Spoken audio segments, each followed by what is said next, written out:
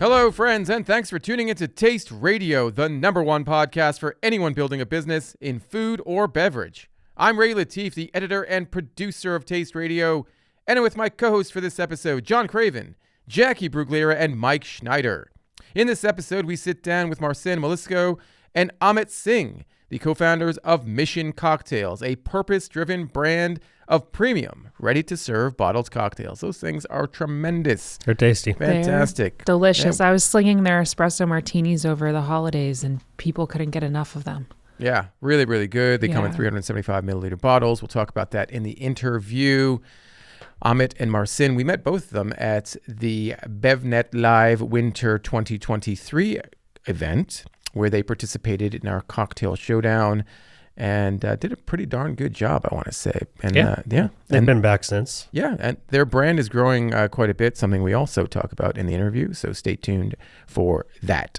To all of our dear listeners in the Los Angeles area, we are thinking of you. Obviously, it has been devastating to see the wildfires raging out of control in the city, and we know a lot of folks who have been affected, displaced, and are still fearful of losing their homes. We are constantly thinking of you, and hopefully this will pass soon. Certainly, if there's anything that we can do, please let us know. We'll be out there soon enough for Expo West, and we would love to see you. And again, you're in our thoughts and prayers, and just hope that we will see a conclusion to this very soon. As I mentioned, we are heading out to Expo West in March. Looking forward to seeing all of you out there. And I mean all of you, because probably everyone listening will be heading to Expo West. Probably quite a few of you will also be heading to the Winter Fancy Food Show, which is being held in Las Vegas. It begins on January 19th and goes until the 21st. John and I will be out there. John will be there on the 19th. I'll be there on the 20th. Actually, John, you'll be there on the 20th as well. So 19th and 20th. I don't know what day is what, but I'll be there. Okay. I'll be there Sunday and Monday. You'll be there on Sunday and Monday. I'll be there on Monday, and we are looking forward to seeing you. If you're going to be there attending, exhibiting, walking the show, just let us know. Send us a DM on the Instagram or the LinkedIn. We would love to see you and perhaps even interview you. The following day, Tuesday, the 21st of January, John and I, along with the West Coast branch, that's Jacqui and Co., will be at the Naturally San Diego pre-party for the UNFI show out there. That's going to be going on from 6 to 9 p.m. Full details are on the Naturally San Diego website. We know there's going to be a bunch of folks out there. I will be recording a bunch of interviews with folks at the event. So if you're interested, please send me a DM or just email me at rlatif@BevNET.com, or you can reach out to Jacqui and the team, let them know as well. We will have interview opportunities on site, so don't necessarily worry if you heard this too late and you're like, I want to be interviewed, I want to sit down with Ray. There will be an opportunity to do so at the event as well. I know how many people are going to be like, I'm freaking out. Oh, yeah. I know. Clearly. I'm just there working security to keep people. Thank you. Keep people back from Ray. Yes. So. No, it's going to be a great show. It's going to be a great event. And Jacqui and the team as well will be sitting down with, or maybe standing up with folks to record some on-the-spot social content. Literally, it's called On the Spot for our Gram, the TikTok, the LinkedIn, all that good stuff. Yeah. Tickstagram. What's it called? Links to Talk. Links to Talk, yes. Links to Talk. Face to I heard it might be X-Talk soon. Oh, gosh. I don't know. We just have to pray for the best, like a lot of things these days. Hey, anyway. Yes. Last Tuesday, we recorded our banter. And then the following day, Simple Mills, it turns out, was acquired, or at least the acquisition was announced. The acquisition of Simple Mills by Flower Foods for $795 million. It's not $1 billion. Put your pinky finger away. $795 million is a lot, though. No, it was a big deal that happened again the day after we recorded the episode, which is why it was not noted in last week's episode. This is really great. This is really great to see. Last year, folks recall, I was standing on my soapbox and screaming to the heavens about why in God's name, why Simple hasn't Mills it been acquired? a fantastic better for you brand of cookies, crackers, baking mixes, etc., wasn't on the radar of big food. I mean, to me, it was an obvious target for acquisition. And here we go, 10 months later, they finally heard me. Not that I would call Flowers Food, not Flower Food. Not that I would call Flowers Foods a big food or part of the big food universe, but they do own, a number of pretty prominent brands, including Nature's Own, Dave's Killer Bread, Wonder, Canyon Bakehouse, and Tasty Cakes. So it's a little conglomerate, a little under the radar versus like a General Mills, and that's cool. Yes, indeed. And so very excited to see this. And Simple Mills has been on the market since 2012, founded by Caitlin Smith. And just exciting to see the brand that she's built is finally going to be available, I would hope, to more folks out there. I mean, that's one of the great things about acquisitions is that distribution, hopefully, will be a lot more broad and widespread, and that the brand itself and its products will be available and perhaps even more affordable to a lot more consumers. So and she's done a great job running that brand, and it sounds like she's going to still, steer the ship, and they're still going to work independently underneath the umbrella.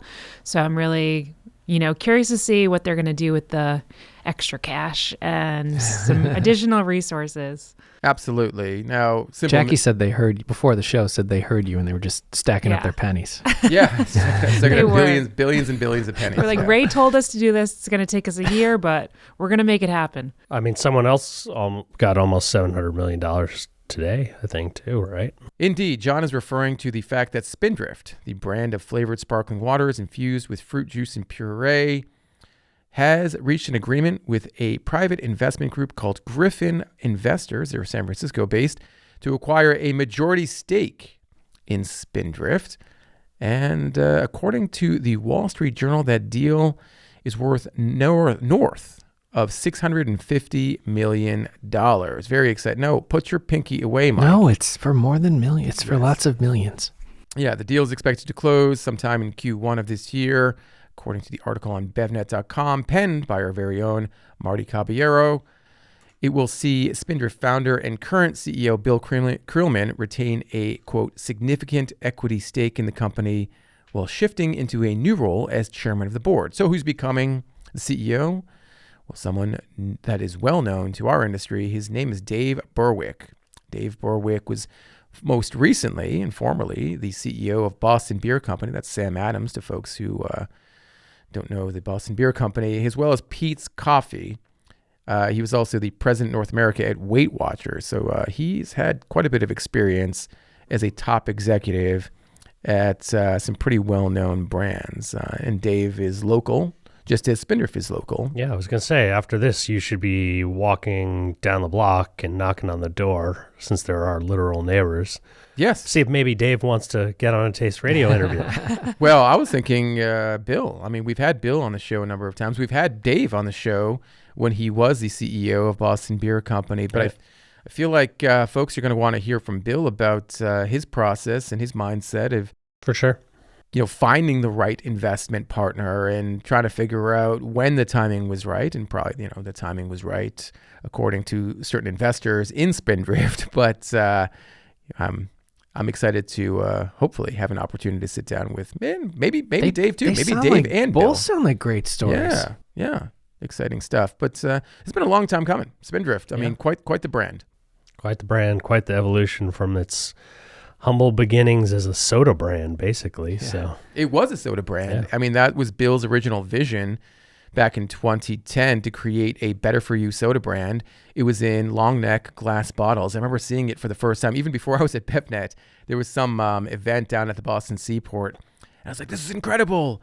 Why has no one ever thought of this idea to create better for you sodas actually using real fruit juice and real fruit puree, and they were delicious. And then, 2-3 years later, they came out with their sparkling waters, originally called seltzers. And then they discontinued the soda line, and that's all she wrote. I mean, they just created the gold standard for flavored, for a flavored seltzer too. It's just, it's crazy good. So many have tried to copy it. It's, it's a category captain. So many great things about Spindrift that you can say. Yeah. I mean, the big thing about Spindrift too, for me, is that they kind of stand on a soapbox as well. And I like when people do that, but they are all about the no added flavors, the no added natural flavors. Right. Because I remember talking to Bill about this a few years back, and he's like, okay, the more we dug into what quote unquote natural flavors are, the more and more we were confused. We didn't know where this was actually coming from. So we said, okay, no added natural flavors. The only thing we're going to use are fruit purees and fruit juices. And I mean, I think that's why those products taste incredible. They really, really taste amazing. Yeah, it's interesting to see how they've evolved and pivoted. I feel like they've spotted trends really well while still being like authentic to their brand. And like you said, like speaking up for things that they believe in. So people feel that authenticity with the product and they know that it's going to be like clean and something that they're happy consuming. And even beyond that, like they spotted some opportunities in elk as well with like Spindrift Spiked. And I'm just curious to see what's going to happen next, but they've always done a really good job on like formulation and innovation, which has continued to keep them kind of ahead of the trends. Yeah, interesting that they brought in a CEO who is an elk expert. Mm-hmm. Mm-hmm. Yeah, I mean, it'll be exciting to see where this all goes. A cynical person might say, well, to get even broader distribution and to improve your margins, maybe you should consider natural flavors. So I hope they don't go that route. But, well, all right, take it easy. Mike was thoroughly disgusted. I love the product as is, and I think a lot of people do. There would be a lot of disappointed people if they went down that path. But like you said, Ray, sure, cutting costs, that kind of thing. Higher margins, more money for R&D, et cetera, et cetera, et cetera. Yeah. We can get a Spindrift vending machine here in the office. I think that. Cool. we don't even get free Spindrift, just to be totally transparent here. We're a little grumpy about it. Like maybe some could just fall off a truck driving down the street. That's what I'm saying. I know. Totally kidding. Or it was a vending machine that we could get at least at cost. Let's say it was, Or like an app where a drone flies one over. There are more of those nowadays. Yeah, I was reading about that. Google's the building's right next door. Yeah. If they left a case out, I'd go pick it up. Yeah, just bring a little trolley, like be like, I'm here for my pickup. Hi. Well, once again, congratulations to our neighbors, Spindrift. Congratulations to Bill Creelman, who really just an outstanding entrepreneur. I mean, this is his second go around. He created a brand that I don't know how many people know about it, but he sold it to Diageo back in the day. The name of that brand, John, was? Stirrings. Stirrings, indeed. But certainly a bigger financial outcome, financial windfall than the Stirrings deal. So I don't know how many folks out there are subscribed to the New York Times, but I got to tell you, I really do like their wire cutter section. It's a section where they review independently a whole bunch of different things from a lot of different categories, industries, from food and beverage to consumer electronics to fashion, clothing, etc. And so this week they reviewed a bunch of hop waters. And I mention this because Partake Brewing, which is a maker of non-alcoholic beer, recently launched a new hop twist product, sparkling hop water with citrus. It's made with fruit juice from concentrate, 0 calories. I don't believe there's any sugar in here either. And it's made with Citra and Mosaic hops. So this was not released in time for the New York Times Wirecutter review, but as expected, there are a few names that rose to the top of the Wirecutter review. So Hoplark, obviously, was the top pick in 2 categories for the best hop water for IPA lovers, and then their hop tea was the best hop water but make it tea. So congrats to Hoplark, because I don't know, every time I see one of these brands or products on Wirecutter, their Amazon sales go through the friggin' roof. So yeah. And best for LaCroix lovers, according to Wirecutter, Athletic Brewing Company's Day Pack. Oh, well done, Athletic Company. Interesting. Yes. Best for the health conscious, maybe, in quotations, or excuse me, in parentheses, Hop Water, HOPWTR. Is this no sugar added hop Yeah, I water mentioned with this. juice here? Is this, we were just talking about Spindrift. Yeah, I don't think there's any sugar in here. It says less than 1% juice. And this, we're referring to the Partake Brewing Hop Twist. Yeah. So yeah, we're gonna open this up. John's already sipping on one. Yeah, I've already had a can or two. This stuff's it's pretty solid. I didn't receive a piece of partake. I could burn the building down. Yeah, this is pretty straightforward. Like if you like hop water, it's lemon flavored hop water. So not to smack you in the face with hops, which is good. Okay. It's too soon to mention being smacked in the It's face. juicy for the right reasons. You know what this is? This is a cross between a Spindrift and a LaCroix. I'm not tasting any hops in this. No? No? It's very light. Interesting. Very light. Yeah, barely any hops in this. Okay, maybe on the second. I mean, it's hop twist, not like hop nuke, you know? It's fine. hop nuke. I'll try to report back later. Yeah, it's good that there's different level of hops. I feel like some other hop waters scare people away because they're not, super hoppy people. That's what I'm saying. Yeah, I mean, that's the thing with that Wirecutter article. It's like, it's so subjective in this sense based on like how much do you love hops? And some people like really, really love it. Yeah. Some people don't.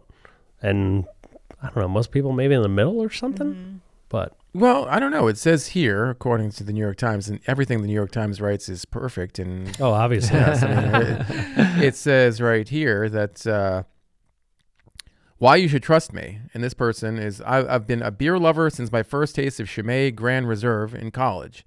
And I've been obsessed with homebrewing since 2016. Cool. So there you go. Sure. So sure, they buddy. probably lean more towards hops, I mean, this is like, could you imagine an article? It's like the best red wine or something like that. I mean, that's, where hops are in a nerdery that is not that far off. Well, they do have a couple, or they published a couple articles over the past few weeks about the best non-alcoholic wines and the best non-alcoholic drinks. So, well, yes, I mean, very right. small category. So, yeah. Speaking of non-alcoholic drinks, I got to get this off my chest. Okay. Oh boy. So there was a brand that sent us a bunch of products this week. The brand is called Imposter. Do you think it's non-alcoholic? It's a maker of non-alcoholic spirits. They have a rum, they have a gin, they have a tequila, and they have a whiskey. Same taste? Come on. I don't believe it. I don't believe But it. What do we got here? Forget the same. What do you have to get off your chest? No. Wow. Okay, forget the same taste thing. Pour me a whiskey. No. It We've says- got whiskey, we've got tequila, we've got gin. How can we whiskey forget the is- same taste yeah. thing? Same taste as the real thing. Yeah. Yeah, okay. give me some fake whiskey. Let's do It it. notes that it's made with alkaline water. Okay, What does that have to do with anything? Yeah. I don't know, but my hang up on Hydration? this is I'm gonna go get us some Yeah, get cups some cups. while you're ranting. okay. Yeah. My hang up on this is why would you call a brand Imposter? Why? I mean, like Well, you're making it it's- seem like you say yes, it's got the same taste, but then you're also implying that it's fake. Well, I mean, if we haven't tried this yet, so maybe I'll be eating these words. But if it literally did taste like whiskey, rum, tequila, or gin, then fine. You could own that. You could lean in hard. And as soon as you said it, we all knew what it was, which I think is a benefit. Well, to no, me. because I mentioned speaking of non-alcoholic beverages. I feel like, I guess if I saw it was spirits and it was named Imposter, then I would assume that it's a non-alc. Yes, you would assume, but I guess for me, there's no way it's concerning. What does imposter mean? What's the definition All right, of well, imposter? let's- Maybe there's a let's talking, we're negative pouring. connotation to it. Fake, right? So I just don't like when brands use the word fake to don't describe like themselves. Okay, so I hate this. Get off But I my guess lawn. it Don't doesn't matter this. if it tastes good. Get off my lawn. and maybe I'll be eating my words in like 5 seconds, but this is their whiskey, and we're starting with the hardest one because whiskey is the most difficult one to replicate. Well, can I be part of this, okay, please? So on the nose, Smells like It's alcohol. rum. on the nose, it smells a little root beery. It does, yeah. A lot of root beer But I on the smell nose. alcohol. It's it's becoming even more root beery on the nose. It smells like alcohol, though. Does it have the burn? It needs No, ice. it doesn't have the burn. I mean, the viscosity is not right. It's It tastes a little bit like root beer and whiskey. I'm going for the gin. Well, the gin should be the easiest one. I mean, it tastes too thin. I get like a root beer, almost like a like cinnamon flavor to it. Something's happening because Mike and I are both There's pepper in it. There has dying to over be. here. Oh man. Can I try another one? Yes. Oh God.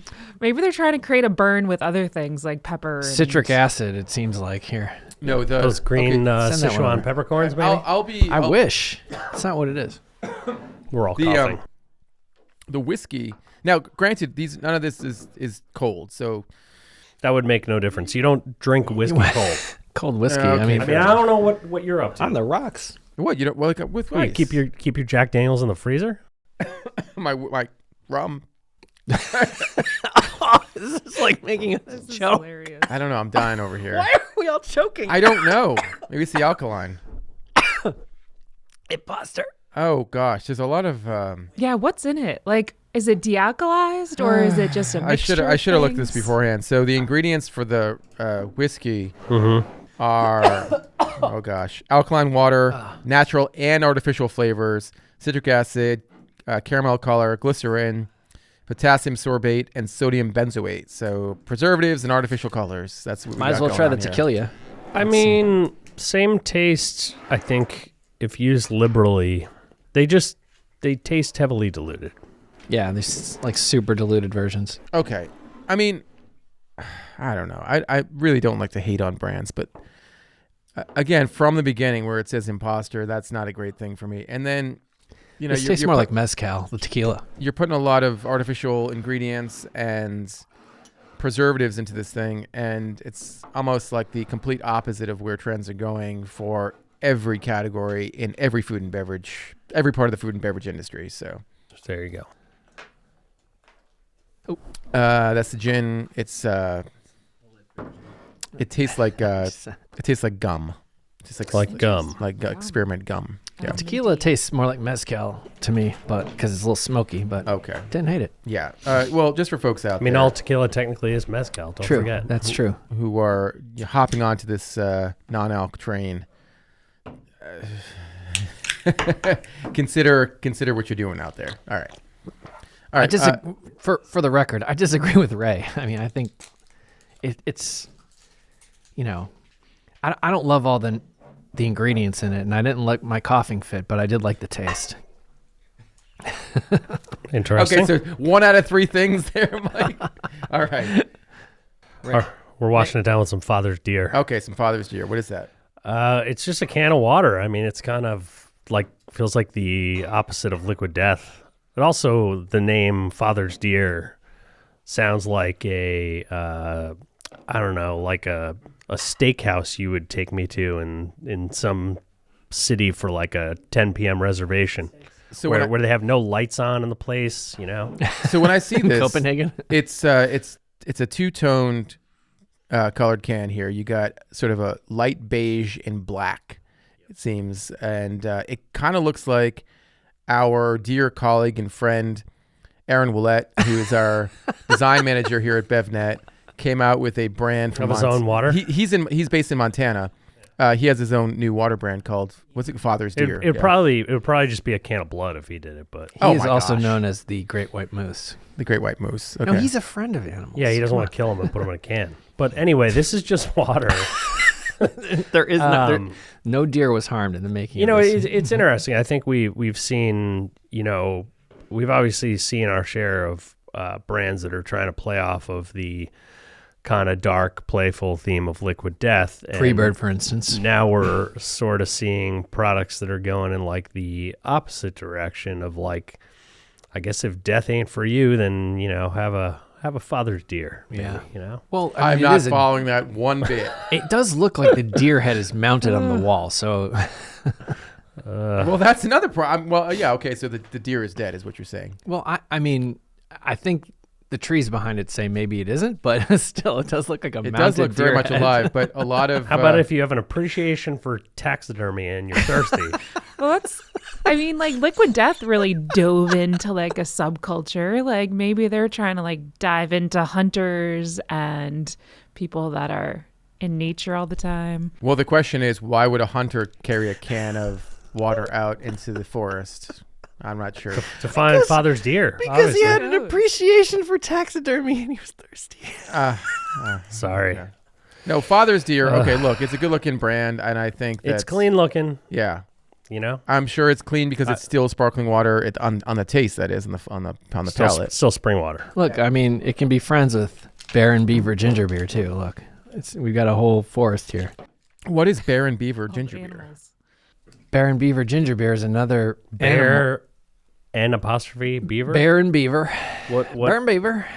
192 calories of cane sugar, West Indies lime, and real ginger, right? That's what it is. Is that a Union Jack flag in the background there? That is a Union Jack flag in the background there. So it's a British brand, is what you're saying? Nope. I think it's Canadian. It's also got 30. It's going to taste awesome because it has how many grams of sugar, Ray? Oh, in ginger beer? In this one. Probably 50 in that 16-ounce can. 48 grams. Yeah. I mean, well, ginger beer typically has a lot of sugar in it. Yeah. It is awesome. Nice. Drink the whole can. Ooh, no thanks. Jacqui, One sip's enough. What do you got out there? Because we're I don't have any we're losing beverages, it. but Okay. I have popcorn because popcorn is like my favorite snack of all time. Like I think I eat it every day, multiple times a Just day. for our listeners out there, I think we've talked about this on the podcast before.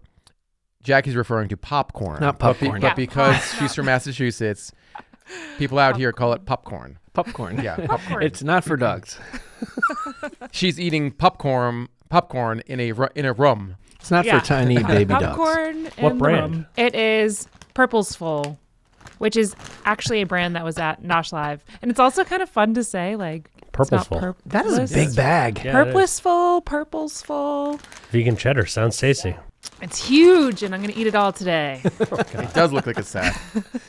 That is a sack. Okay, so Yeah. why is it Of called popcorn. why is it called Purple's Full?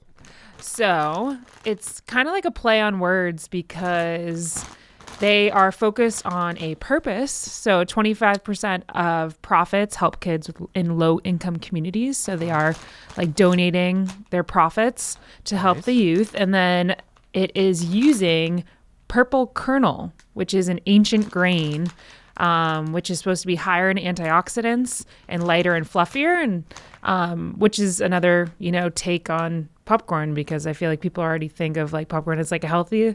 You can't unhear it once you hear it. Popcorn. Cool. It's so fun. We might have to gram this, Jacqui. I'm sorry, but It's okay. Popcorn? It's like one of the few things that I took. Is that like an East Coast thing, or is it just me? I think it's a Jacqui thing. no, it's definitely a Massachusetts thing. It's the Really? same thing. Yes, it's It's the a same thing as when remnant. people say rum. Instead, Yeah. I walked into a room. Yeah, I say rum. I walked into a rum. Maybe it's Central Mass. Maybe it's Central Mass specifically. Yeah, us Worcester folk. Yes, exactly. Worcester folk. Yeah, but it's really delicious. And You're not from Worcester, are you? like outskirts of Worcester, What the Dirty town? Burg, Fitchburg. Oh, Fitchburg. Okay. Yes. the Dirty Yes, but I went to school in Worcester, the woo. Love the woo. But back to Purposeful. Back to Purposeful. This one's really tasty. It's their vegan cheddar, so it's plant-based. Gets all over your fingers like Smart Food, so it gives you that like true cheesy moment. But yeah, really tasty stuff. Because we haven't had enough cheesy moments on the show today.